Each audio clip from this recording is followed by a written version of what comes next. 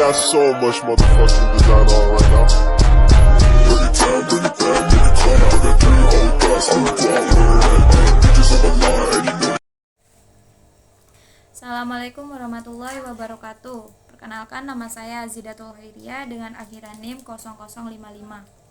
Saya di sini akan menjelaskan tentang materi saya, yaitu model pembelajaran berbasis masalah atau biasa disebut problem based learning. Yang pertama, mari kita bahas tentang definisi pembelajaran berbasis masalah. Pembelajaran berbasis masalah merupakan penggunaan berbagai macam kecerdasan yang diperlukan untuk melakukan konfrontasi terhadap dunia nyata. Kemampuan ini menghadapi segala sesuatu yang baru dan kompleksitas yang ada. Beberapa definisi pembelajaran berbasis masalah menurut beberapa ahli yaitu seperti Barrow dan Tabri tahun 1980. Menurut mereka, problem based learning adalah metode pembelajaran yang dirancang untuk memberikan pengalaman belajar yang otentik dan relevan. Menurut Bout dan Valetti di tahun 1991, mereka mendefinisikan PBL sebagai proses pembelajaran di mana siswa terlibat dalam memecahkan masalah kompleks dan menarik sebagai sarana untuk mengembangkan keterampilan analitis dan kemampuan memecahkan masalah.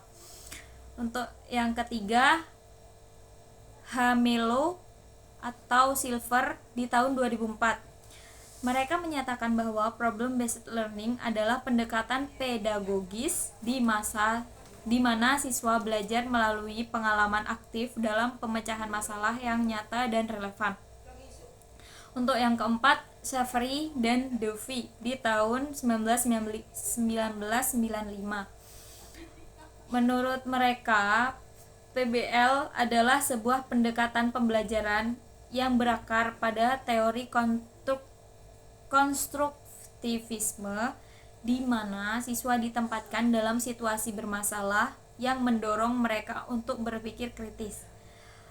Untuk yang kelima, Schmidt di tahun 1983. Schmidt mendefinisikan PBL sebagai strategi pembelajaran yang menggunakan masalah sebagai titik awal untuk proses belajar. Dan untuk Dutch-Gord dan Allen di tahun 2001, menurut mereka problem based learning adalah metode pembelajaran yang mengorganisir kurikulum dan pembelajaran di sekitar masalah yang kompleks dan otentik. Nah, untuk yang terakhir ini, Word.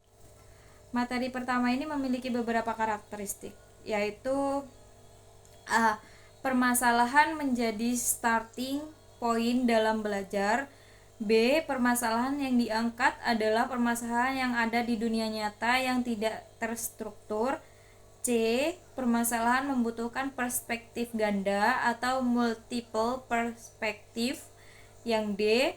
Permasalahan menantang pengetahuan yang dimiliki oleh siswa, sikap dan kompetensi yang kemudian membutuhkan identifikasi kebutuhan belajar dan bidang baru dalam belajar. Yang ke E. Belajar pengarahan diri menjadi hal yang utama. Yang F. Pemanfaatan sumber pengetahuan yang beragam, penggunaannya dan evaluasi sumber informasi merupakan proses yang esensial dalam PBM. Yang G. Belajar adalah kolaboratif, komunikatif, dan kooperatif. Yang ke H. Pengembangan keterampilan inquiry dan pemecahan masalah sama pentingnya dengan penguasaan isi pengetahuan untuk mencari solusi dan sebuah permasalahan. Yang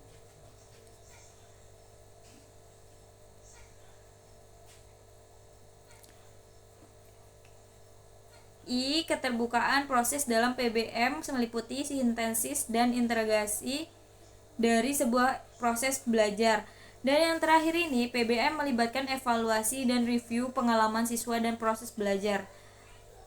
Studi kasus pembelajaran berbasis masalah meliputi 1. Penyajian masalah, yang 2. Penggerakan inquiry, yang ketiga langkah-langkah PBM, dan yang terakhir inisial, mengangkat isu-isu belajar. Untuk materi yang B, yaitu tentang desain masalah dalam pembelajaran berbasis masalah. Yang pertama, akar desain masalah. Akar desain masalah adalah masalah yang real berupa kenyataan hidup seperti halnya pengusahaan terhadap pemesinan dalam rangka menghadapi tuntutan perkembangan industri. Dalam dunia medis, siswa diajari untuk menemukan sejumlah obat dan penanganan terhadap penyakit. Untuk yang B, menentukan tujuan pembelajaran berbasis masalah. PBM adalah sebuah cara memanfaatkan masalah dalam menimbulkan motivasi belajar. Untuk yang C, desain masalah. Pada dasarnya, kompleksitas masalah yang dihadapi sangat tergantung pada latar belakang dan profil para siswa. Nah, desain masalah memiliki ciri-ciri sebagai berikut, contohnya seperti karakteristik, konteks, sumber, dan presentasi. Untuk materi yang C, yaitu tentang perbedaan antara PBL dan metode pembelajaran lainnya. PBL memiliki beberapa perbedaan kunci dengan metode pembelajaran tradisional atau konvensional. Berikut adalah beberapa perbedaan utama antara PBL dan metode pembelajaran lainnya, seperti pembelajaran berbasis ceramah dan ekspositori. Yang pertama yaitu pendekatan pembelajaran, yang kedua peran guru, yang ketiga keterlibatan siswa, yang keempat penekanan pada keterampilan berpikir, yang kelima kolaborasi antara siswa, yang keenam konteks pembelajaran, yang ketujuh penilaian. Untuk materi yang D, yaitu tentang konsep dasar problem based learning. Nah, yang pertama ini pembelajaran bermasalah. Intinya dari PBL adalah penggunaan masalah yang relevan dan konseptual untuk memotivasi siswa dalam belajar. Untuk yang kedua, student centered learning. Dalam PBL, siswa adalah pusat dari proses pembelajaran. Nah, mereka bertanggung jawab atas pembelajaran mereka sendiri. Untuk yang ketiga, pembelajaran kolaboratif. Siswa bekerja dalam Siswa bekerja dalam kelompok kecil untuk memecahkan masalah yang diberikan. Untuk yang keempat, peran guru sebagai fasilitator. Guru dalam PBL berfungsi sebagai fasilitator atau pembimbing, bukan sebagai sumber utama informasi. Nah, untuk yang kelima, pembelajaran berbasis inquiry. PBL mendorong pendekatan inquiry di mana siswa mengajukan pertanyaan, mencari informasi, dan menemukan solusi sendiri. Untuk yang keenam, interdisiplinar. PBL seringkali melibatkan beberapa disiplin ilmu, kemungkinan siswa untuk melihat bagaimana pengetahuan dan keterampilan dari berbagai bidang dapat diintegrasikan untuk memecahkan masalah kompleks. Untuk yang ketujuh, pengembangan keterampilan metakognitif. PBL mengajarkan siswa untuk berpikir tentang proses berpikir mereka sendiri. Nah, untuk yang terakhir ini pembelajaran berbasis proyek. Proyek dalam PBL berfungsi sebagai konteks yang memotivasi siswa untuk menerapkan pengetahuan dan keterampilan mereka dalam situasi nyata. Untuk materi yang selanjutnya tentang langkah-langkah penerapan model pembelajaran berbasis masalah atau problem based learning. Menurut Fibrayer, di tahun 2012, berbagai pengembangan pembelajaran berbasis masalah telah menunjukkan ciri-ciri pengajaran berbasis masalah sebagai berikut. Yang pertama, pengajuan masalah atau pertanyaan. Terus yang kedua, berfokus pada keterkaitan antar disiplin. Yang ketiga, penyelidikan autentik. Yang keempat, menghasilkan produk atau karya dan memamerkannya.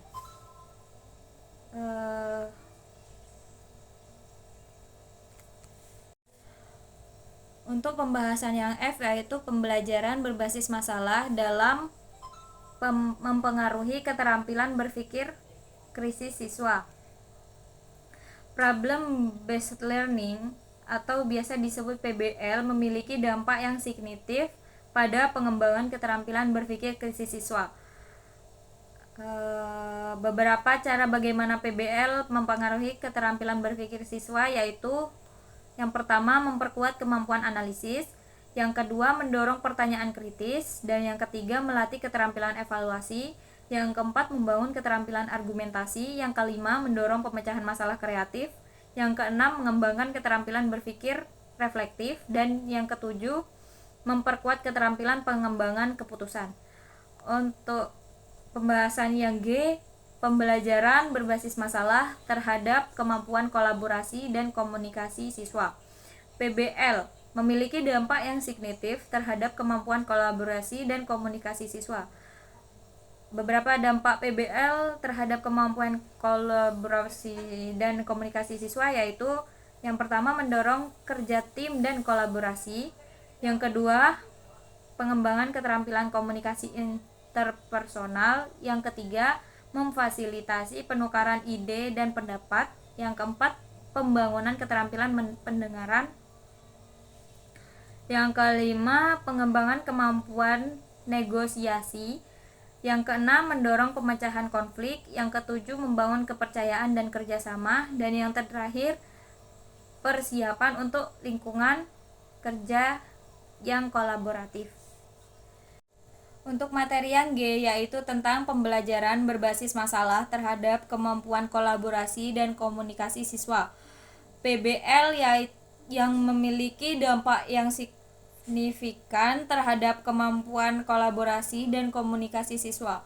Beberapa dampak PBL terhadap kemampuan kolaborasi dan komunikasi siswa yaitu yang pertama mendorong kerja tim dan kolaborasi, yang kedua pengembangan keterampilan komunikasi interpersonal, yang ketiga memfasilitasi pertukaran ide dan pendapat, yang keempat pembangunan keterampilan mendengarkan, yang kelima pengembangan kemampuan negosiasi, yang keenam mendorong pemecahan konflik, yang ketujuh membangun kepercayaan dan kerjasama, dan yang terakhir persiapan untuk lingkungan kerja yang kolaboratif. Untuk materi yang H yaitu tentang pembelajaran berbasis masalah dalam mempengaruhi hasil belajar akademik siswa. PBL memiliki beberapa dampak positif terhadap hasil belajar akademik siswa.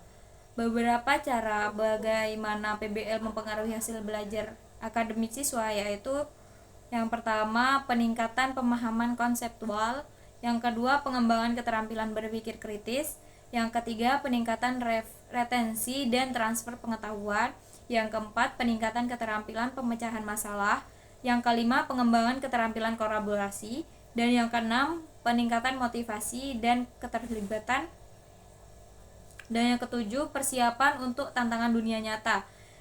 Yang terakhir peningkatan kemampuan metakognisi. Untuk materi yang I, studi kasus implementasi problem based learning PBL di SMA XYZ,